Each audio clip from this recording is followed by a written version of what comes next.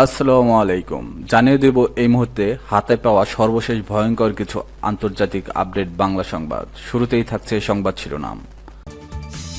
পাল্টাপাল্টি আকাশসীমা বন্ধের মেয়াদ বাড়ালো ভারত পাকিস্তান। জানিয়ে দেব ট্রাম্পের হুমকি, সম্মান চায় ইউরোপীয় ইউনিয়ন। এরপর রয়েছে সিরিয়ার উপর নিষেধাজ্ঞা শিথিল করে ট্রাম্প প্রশাসনের আদেশ জারি। সর্বশেষ থাকছে ভারত পাকিস্তানের যুদ্ধবিরতিতে যুক্তরাষ্ট্রের হাত নেই, জয়শঙ্কর। এখন শুনছিলেন সংবাদ শিরোনাম, এবার বিস্তারিত। প্রিয় দর্শক, আপনি যদি এই চ্যানেলে নতুন হয়ে থাকেন, ভিডিওটি দেখতে দেখতে চ্যানেলটি সাবস্ক্রাইব করে আমাদের সাথেই থাকুন। পাল্টাপাল্টি আকাশসীমা বন্ধের মেয়াদ বাড়ালো ভারত পাকিস্তান। ভারত ও পাকিস্তান পরস্পরের উড়োজাহাজ চলাচলের ক্ষেত্রে একে অপরের আকাশসীমা বন্ধ করার মেয়াদ বাড়ালো 1 মাস বাড়িয়েছে। গতকাল শুক্রবার প্রতিবেশী দুই দেশ পাল্টাপাল্টি এক পদক্ষেপ নেয়। পাকিস্তান এয়ারপোর্টস অথরিটি উড়োজাহাজ পরিচালকদের উদ্দেশ্যে দেয়া এক বিজ্ঞপ্তিতে জানিয়েছে, ভারতীয় উড়োজাহাজের জন্য পাকিস্তানের আকাশসীমা ব্যবহারের নিষেধাজ্ঞা আগামী 24 জুন ভোর 4:49 পর্যন্ত বাড়ানো হয়েছে। বিজ্ঞপ্তিতে আরও বলা হয়েছে, সামরিক ফ্লাইটসহ ভারতের নিবন্ধিত, পরিচালিত বা মালিকানাধীন উড়োজাহাজ এবং দেশটির উড়োজাহাজ পরিবহন সংস্থাগুলোর ইজারা নেওয়ার উড়োজাহাজ পাকিস্তানের আকাশসীমা ব্যবহার করতে পারবে না। এক্ষেত্রে কোনো ছাড় দেওয়া হবে না। পিএএ বলেছে, এই নিষেধাজ্ঞা ভূমি থেকে শুরু করে সীমাহীন উচ্চতা পর্যন্ত প্রয়োজন হবে।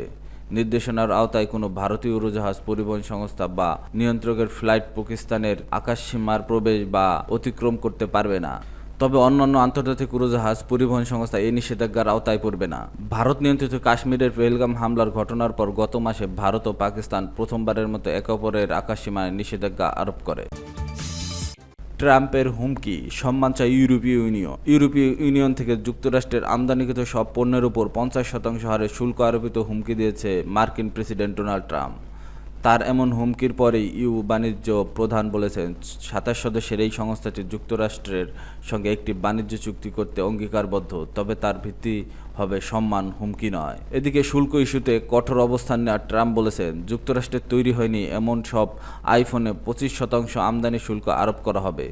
পরবর্তীতে তিনি সব স্মার্টফোনের ক্ষেত্রে এই শুল্ক প্রযোজ্য বলে জানান, যার জবাবে ট্রেড কমিশনার মার্কোস সেফকোভিচ বলেন, উভয় পক্ষের জন্য কার্যকর একটি চুক্তি করতে পুরোপুরি অঙ্গীকারবদ্ধ। এর আগে তিনি যুক্তরাষ্ট্রের বাণিজ্য প্রতিনিধি জেসমিন গ্রির ও বাণিজ্য সচিব হাওয়ার্ড লুটকিন এর সঙ্গে সাক্ষাৎ করেন।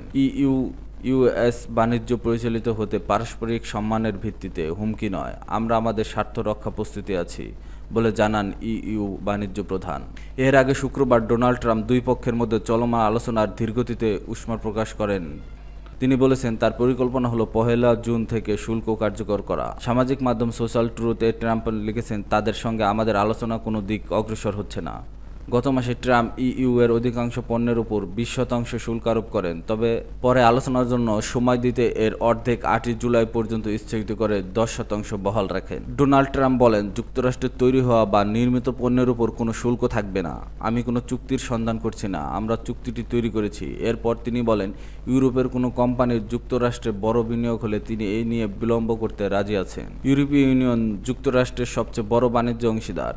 যুক্তরাষ্ট্র সরকার হিসাবে বছরে $600 বিলিয়ন পণ্য পাঠায়, আরও $300 বিলিয়ন পণ্য যুক্তরাষ্ট্র থেকে আমদানি করে। ট্রাম্পের হুমকির প্রতিক্রিয়ায় ইউরোপের সরকারগুলো সতর্ক করে বলেছে, উচ্চ হারে শুল্ক আরোপ হলে তাতে উভয় পক্ষই ক্ষতিগ্রস্ত হতে পারে। সিরিয়ার উপর নিষেধাজ্ঞা শিথিল করে ট্রাম্প প্রশাসনের আদেশ জারি। যুক্তরাষ্ট্রের প্রেসিডেন্ট ডোনাল্ড ট্রাম্প প্রশাসন গতকাল শুক্রবার জারি করা একটি আদেশে বলেছে, সিরিয়ার উপর আরোপিত নিষেধাজ্ঞা কার্যকরভাবে তুলে নেবে তারা। এর আগে চলতি মাসে প্রেসিডেন্ট ট্রাম্প ভয়াবহ গৃহযুদ্ধে বিধ্বস্ত সিরিয়ার পুনর্গঠনে সহায়তার পক্ষে নিষেধাজ্ঞা শিথিলের প্রতিশ্রুতি দিয়েছিল। এ বিষয়ে মার্কিন অর্থ বিভাগ একটি অনুমতিপত্র ইস্যু করেছে। ফলে সিরিয়ার প্রেসিডেন্ট আহমেদ আল সারার নেতৃত্বে অন্তর্বর্তীকালীন সরকার দেশটির কেন্দ্রীয় ব্যাংক ও রাষ্ট্রায়ত্ত প্রতিষ্ঠানগুলো যুক্তরাষ্ট্রের সঙ্গে লেনদেন করতে পারবে। মার্কিন অর্থ বিভাগের এক বিবৃতিতে বলা হয়, GL-25 নামে পরিচিত ওই অনুমতিপত্র সিরিয়ার ওপর আরোপিত নিষেধাজ্ঞার নিষিদ্ধ লেনদেনকে এখন অনুমোদন দিয়েছে। কার্যত সিরিয়ার উপর নিষেধাজ্ঞা প্রত্যাহার করা হয়েছে। বিবৃতিতে আরও বলা হয়, GL-25 মার্কিন প্রেসিডেন্ট আমেরিকার ফার্স্ট নীতির সঙ্গে সামঞ্জস্যপূর্ণ রেখে নতুন বিনিয়োগ ও বেসরকারি খাতের কার্যক্রম পথ প্রশস্ত করবে। এদিকে যুক্তরাষ্ট্রের পররাষ্ট্রমন্ত্রী মার্কো রুবিও সিজার আইন এর আওতায় 180 দিনের জন্য একটি ছাড়পত্র জারি করেছেন। এই উদ্দেশ্যে মার্কিন নিষেধাজ্ঞা যাতে সিরিয়ার বিনিয়োগ বাধা না হয় এবং দেশটির বিদ্যুৎ, জ্বালানি, পানি ও স্যানিটেশন পরিষেবা দেশের পাশাপাশি মানবিক প্রচেষ্টাকেও সহায়তা করা যায়। এক বিবৃতিতে এসব কথা জানান তিনি। আজকের পদক্ষেপগুলো সিরিয়া ও যুক্তরাষ্ট্রের মধ্যে নতুন সম্পর্ক গড়ে তোলার ক্ষেত্রে প্রেসিডেন্টের দৃষ্টিভঙ্গি বাস্তবায়নের প্রথম ধাপ। ট্রাম্প স্পষ্টভাবে জানিয়েছেন, নিষেধাজ্ঞা শিথিলের পর সিরিয়া সরকারের কাছ থেকে প্রত্যাশিত পদক্ষেপ দেখতে চান তিনি। অন্যদিকে আজ শনিবার সকালে নিষেধাজ্ঞা শিথিল করার এই পদক্ষেপকে স্বাগত জানিয়েছে সিরিয়া। এটিকে মানবিক ও অর্থনৈতিক দুর্ভোগ লাঘবে একটি ইতিবাচক পদক্ষেপ বলে অভিহিত করেছেন দেশটির পররাষ্ট্র মন্ত্রণালয়। 2011 সাল সিরিয়ায় গৃহযুদ্ধ শুরু হওয়ার পর দেশটির তৎকালীন প্রেসিডেন্ট স্বৈরশাসক বাশার আল আসাদ ও তার ঘনিষ্ঠ ব্যক্তিদের উপর নিষেধাজ্ঞা আরোপ করে যুক্তরাষ্ট্র। গত বছরের ডিসেম্বরে সারা নেতৃত্বাধীন বিদ্রোহীরা আসাদকে উৎখাত করে দেশটির শাসন ক্ষমতা গ্রহণ করেন।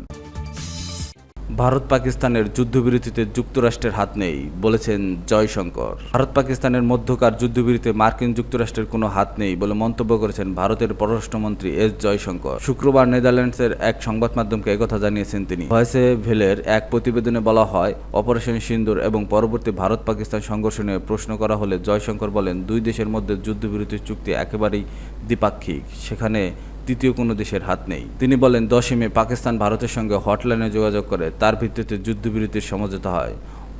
অন্য অনেক দেশই পরিস্থিতি নিয়ে উদ্বেগ প্রকাশ করেছে এবং ভারতের সঙ্গে কথা বলেছে। যুক্তরাষ্ট্র তার মধ্যে পড়ে, কিন্তু যুক্তরাষ্ট্র দুই দেশের মধ্যে মধ্যস্থতা করেনি।